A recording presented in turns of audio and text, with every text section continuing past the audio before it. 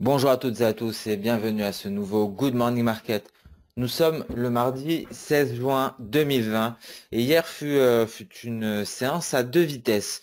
Alors les indices américains ont rattrapé leurs pertes, ont rattrapé leur précédent repli, notamment suite à l'annonce de la Banque centrale américaine. La Banque centrale américaine qui a annoncé qu'elle commencerait à acheter donc des obligations d'entreprise, et ce par le biais de la facilité de crédit aux entreprises sur le marché secondaire. Donc une nouvelle annonce qui vient soutenir les indices. De plus, Bloomberg News a rapporté lundi, donc hier, que l'administration Trump préparait un plan d'investissement sur les infrastructures de près de 1000 milliards de dollars, et ce afin de soutenir l'économie. Cela n'a pas soutenu que l'économie, cela a soutenu fortement les indices boursiers, avec des indices américains qui sont donc rétablis de leur repli, afin de clôturer en territoire positif, avec notamment le S&P 500 qui a gagné 0,83%.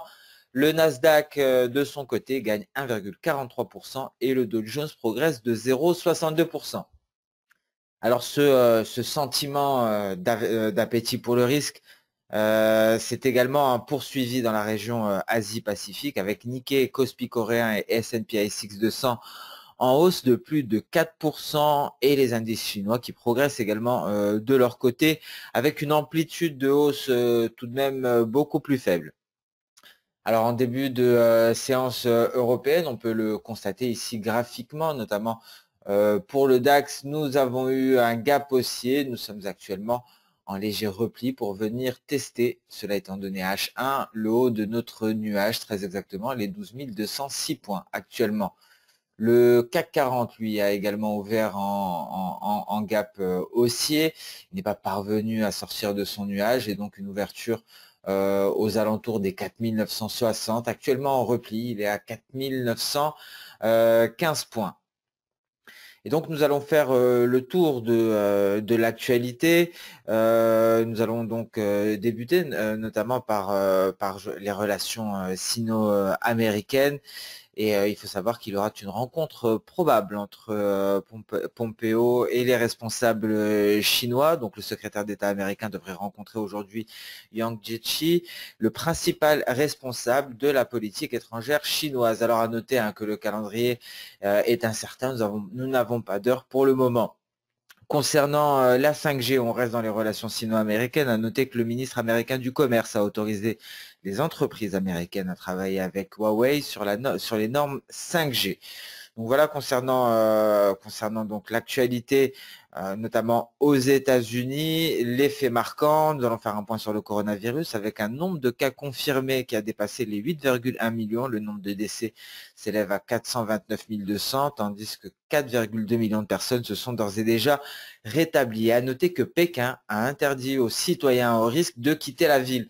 Alors donc des inquiétudes qui nous parviennent directement de la Chine. La Chine qui est en avance sur nous concernant la propagation du coronavirus. Donc une seconde vague en Chine nous inciterait à imaginer une seconde vague en Europe également. Toujours concernant le coronavirus, à noter que la Food and Drug Administration américaine a retiré l'autorisation d'utilisation en urgence de la chloroquine et de l'hydroxychloroquine pour le traitement du Covid-19. Alors la FDA a également averti que le Remdesivir pourrait être moins efficace lorsqu'il est combiné avec certains médicaments. Donc voilà pour l'actualité économique et financière.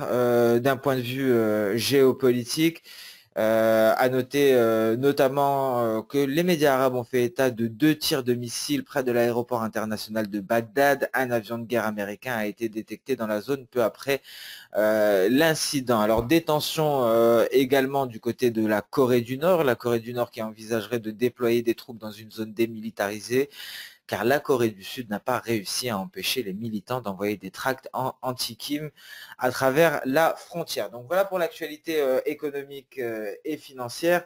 À noter que, et ça ce sera la donnée phare du calendrier économique du jour, le témoignage de Jérôme Powell. Donc deux choses aujourd'hui à garder sous surveillance: les ventes au détail aux États-Unis et ce témoignage de Jérôme Powell. Alors les ventes au détail aux États-Unis, ça nous permettra d'apprécier l'ampleur et le rythme de la réouverture et le témoignage de Jérôme Powell nous donnera des indications sur les perspectives globales concernant l'économie américaine.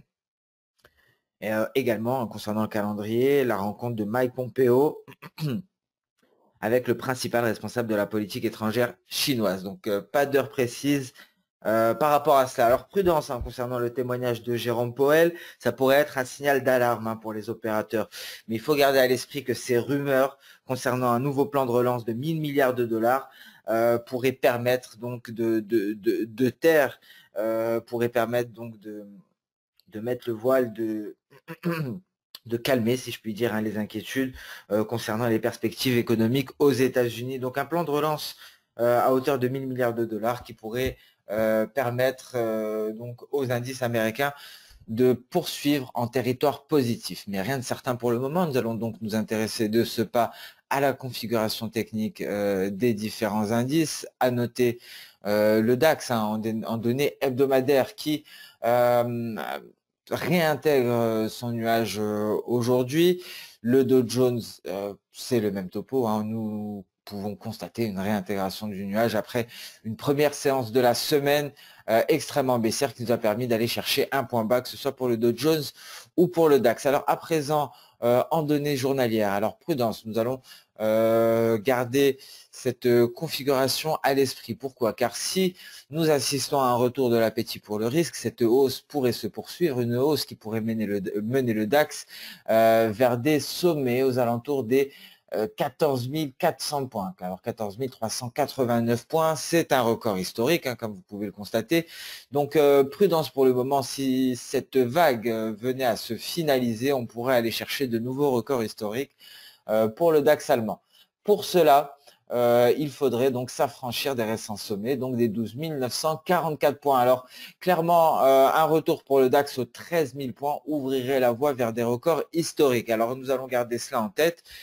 Pour l'heure, il y a des craintes qui pèsent sur les marchés, notamment la crainte d'une seconde vague. Donc effectivement, il faudra attendre le franchissement ici de ce niveau, les 13 000 points, le seuil psychologique des 13 000 points, afin d'envisager un éventuel retour vers les précédents plus hauts, voire vers les récents sommets historiques. Alors à noter que depuis la reprise, il y avait d'ores et déjà eu en données journalières une vague haussière ici, avec un point haut et un point bas qui a été marqué à l'intérieur de notre nuage. C'est un retracement ici de moins de 50%, donc c'est une projection V que nous sommes allés chercher ici pour cette projection de Soda. Une projection V qui a été atteinte, c'était les 12 500 points. Nous sommes même allés au-delà avant de nous replier pour nous rapprocher de la Kijun, une sorte de retour à la moyenne. Donc l'hypothèse de la formation d'une seconde vague n'est pas à écarter, surtout en cas de retour de l'appétit pour le risque. En données H1, en tout cas, nous avions une tentative de poursuite de la baisse qui a été avortée ici au contact des 11 590. On peut le voir ici, les 11 590 sont un palier de Kijun et ont permis de renvoyer le DAX à la hausse, lui permettant de s'affranchir de son nuage. On est très exactement dessus, on est allé chercher la Tenkan. Donc, prudence pour le moment, on remarque ici un twist de nuage, donc une baisse pourrait être envisageable dans un premier temps en vue de combler le gap, aller chercher les 12 100 points. Donc les probabilités bien entendu sont extrêmement fortes d'aller chercher ce niveau-là en cas de poursuite de la hausse. On pourra aller chercher des niveaux relativement élevés. Ici, nous allons déterminer la projection V de cette vague et donc l'objectif serait à 12 490 points. En cas de poursuite de la hausse, et si et seulement si bien entendu, on ne va pas plus bas que les 12 166. En cas de repli en direction des 12 100 points, cela annule complètement cette vague et donc cette projection V. Donc les deux objectifs sont là. L'objectif baissier à 12 100 points, un objectif qui ne devrait pas être rallié avant l'après-midi, vu vu l'étendue du nuage à ce niveau-là, un nuage qui se dégage à partir de 13 heures. Si l'optimisme se poursuit, on pourrait poursuivre à la hausse et si on arrive à s'affranchir des 12 263 points, ce serait le signal d'achat pour aller chercher les 12 490. Donc voilà pour le DAX, le CAC 40 également, hein, qui a affiché un gap haussier très exactement au niveau de sa Tenkan et se replie depuis.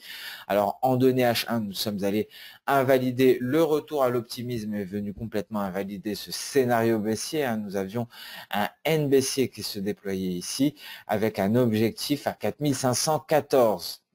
Alors nous sommes repartis à la hausse, hein, depuis et nous sommes à l'intérieur de notre nuage aux alentours des 4917.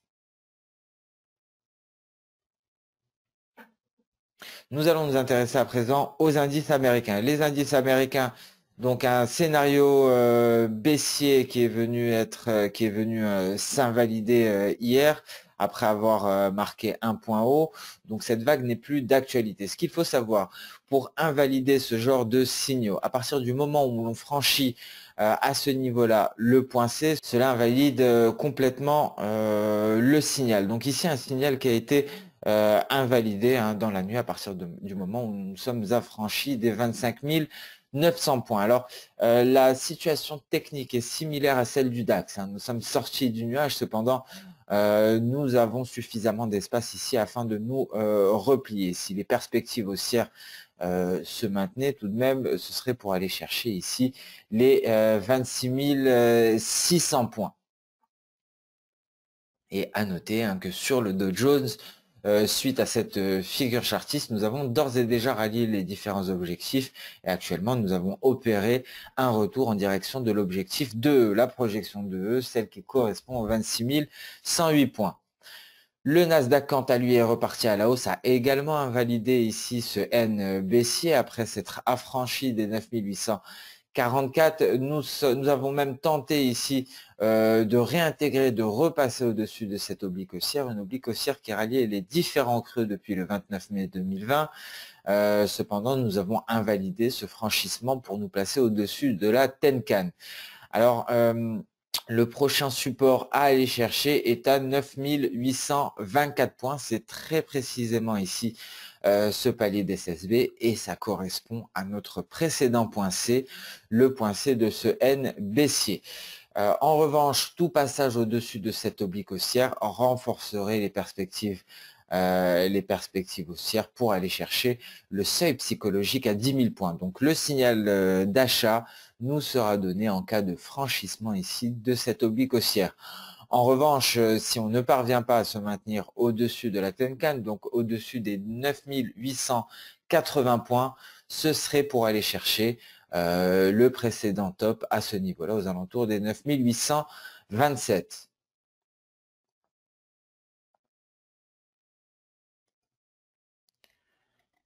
Encore une fois, une situation similaire concernant le S&P 500, un S&P 500 qui est beaucoup plus proche de son point C, donc de ce top intermédiaire aux alentours des 3090 points. Pour le moment, on arrive à se maintenir au-dessus de la Tenkan, mais nous aurons toute une zone à franchir en cas de poursuite du sentiment, aussi en cas de poursuite de l'appétit pour le risque. Et si jamais cette zone de résistance venait à être franchie, on pourrait aller rallier les 3150 points. C'est l'objectif haussier ici pour le S&P 500. En revanche, tout passage en dessous de cette Tenkan nous permettrait ici de nous replier en direction des 3070 points. Et si le repli, si les 3070 sont atteints, en cas de franchissement, hein, la baisse, hein, pourrait s'approfondir en direction de ce haut de nuage aux alentours des 3040 points.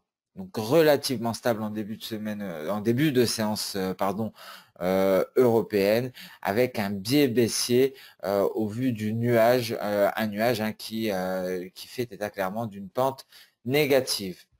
Alors nous allons passer sans plus tarder sur le marché des matières premières. Nous allons débuter par le gold qui continue, qui parvient à se maintenir au-dessus de sa Tenkan en palier. Donc ici le support est à 1718. Nous avons un nuage qui est en renfort, donc des perspectives haussières qui sont clairement toujours d'actualité. D'un point de vue H4 ici, Nous allons ajouter Ishimoku immédiatement pour plus de visibilité, pour avoir un point de repère. Donc ici, la Kijun fait office de support en ce début de séance européenne en données H4. Donc tout franchissement de celle-ci permettrait au gold de se replier en direction des 1719. Donc ici, le comportement du gold dépendra clairement du comportement des indices. Nous avons eu un repli du gold qui était dû au sell-off des indices, ce qui a poussé les opérateurs à déboucler leurs opérations sur l'or. Alors donc les 1724 sont le support intraday, ce palier de Kijun. En cas de franchissement, ce serait pour aller chercher les 1718, et c'est bien le dernier rempart ici avant le support à 1707, ce palier de SSB. Donc prudence sur l'or. L'or qui est extrêmement volatile, et on a pu le constater lors du repli des indices, débouclage d'opérations de la part des opérateurs qui est venu peser sur les cours de l'or. Le silver, quant à lui, se maintient dans son canal baissier. Nous sommes allés chercher ici la borne inférieure hier dans l'après-midi afin de repartir à la hausse, de s'affranchir de la Kijun. Pour le moment, nous sommes capés sous les 17,40. Les 17,40, c'était le précédent support. Donc cette résistance est venue et renforcée actuellement par notre nuage, et seul un franchissement du nuage sur le silver nous donnerait un signal d'achat, et donc plus globalement un franchissement des 17,50. Nous allons passer à présent sur le café, mais avant ça, l'USD BRL. L'USD BRL qui a bel et bien effectué son pullback, qui est allé ici en test de sa ligne de coup très précisément. Donc un repli qui peut se poursuivre à présent sur l'USD BRL. Le café qui, suite à la hausse de l'USD BRL sur le fameux pullback, est allé chercher les 94,60, est venu se coller actuellement à cette oblique baissière. En cas de chute de l'USD BRL, on pourrait s'affranchir de notre Tenkan sur le café aujourd'hui. Donc les 97,55, ce sera notre dernier rempart avant le seuil psychologique à 100. Donc c'est un niveau important dont devra s'affranchir le café afin de construire une nouvelle tendance haussière. Alors pour l'heure, nous restons extrêmement prudents car la situation est incertaine. La situation est également incertaine sur le marché d'échange. Je pense à l'USD BRL qui pourrait poursuivre à la hausse. Donc nous allons rester dans l'attente. On pourrait aller marquer un nouveau point bas sur le café pour aller chercher les 86,90. Ça pourrait être le point de départ d'une nouvelle tendance haussière, comme ce niveau-là pourrait effectivement être le point de départ. Mais prudence pour le moment, nous allons rester extrêmement attentifs au passage au-dessus du seuil psychologique des 100.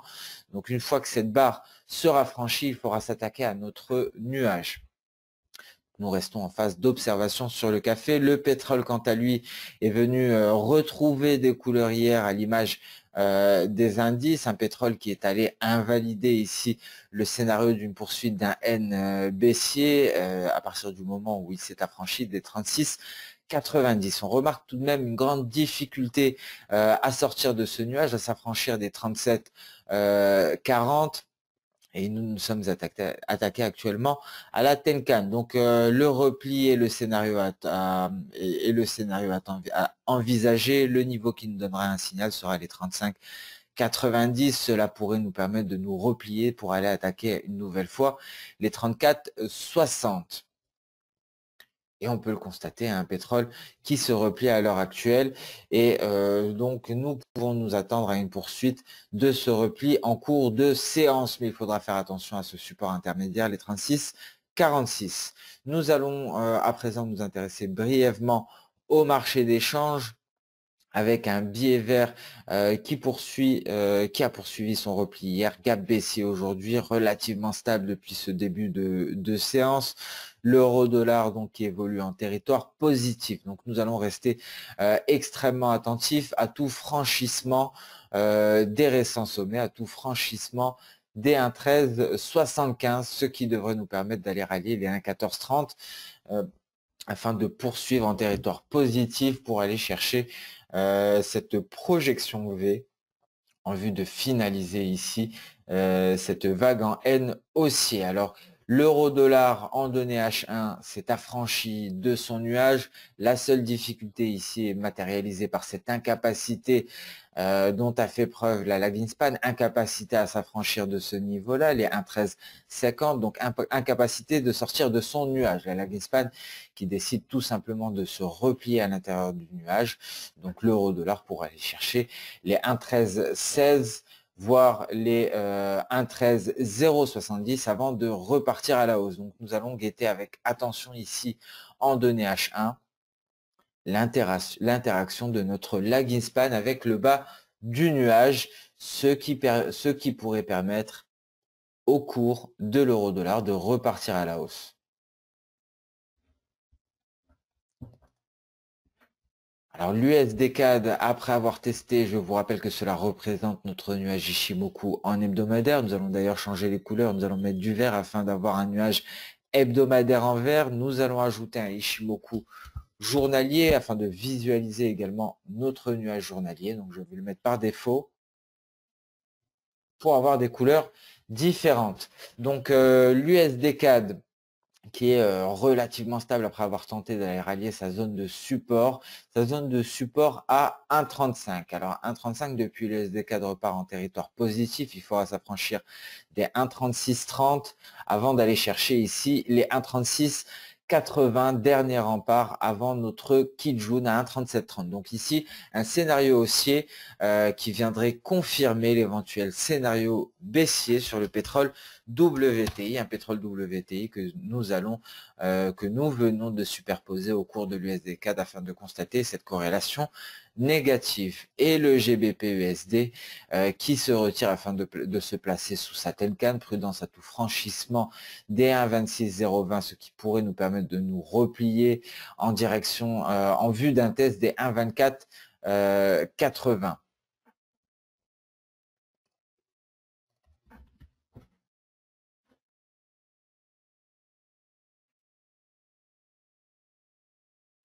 Alors ce Good Morning Market touche à sa fin, donc cette séance sera marquée par le début du témoignage semestriel de Jérôme Powell qui devrait témoigner aujourd'hui et demain. Prudence à toute annonce du nouveau plan de relance à hauteur de 1000 milliards de dollars. C'est un plan qui pourrait être annoncé afin de soutenir les indices et permettre aux indices de retrouver des couleurs si jamais nous assistions à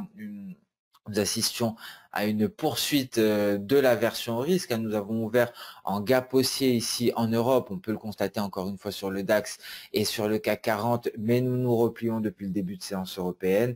Et donc, nous prendrons connaissance également de la production industrielle aux États-Unis. Donc, encore une fois, je vous remercie pour votre attention. Ce Good Morning Market touche à sa fin. On se donne rendez-vous dès demain pour un nouveau GMM. En attendant, je vous souhaite une excellente séance de trading et n'hésitez pas à liker, commenter ou même partager cette vidéo. Au revoir.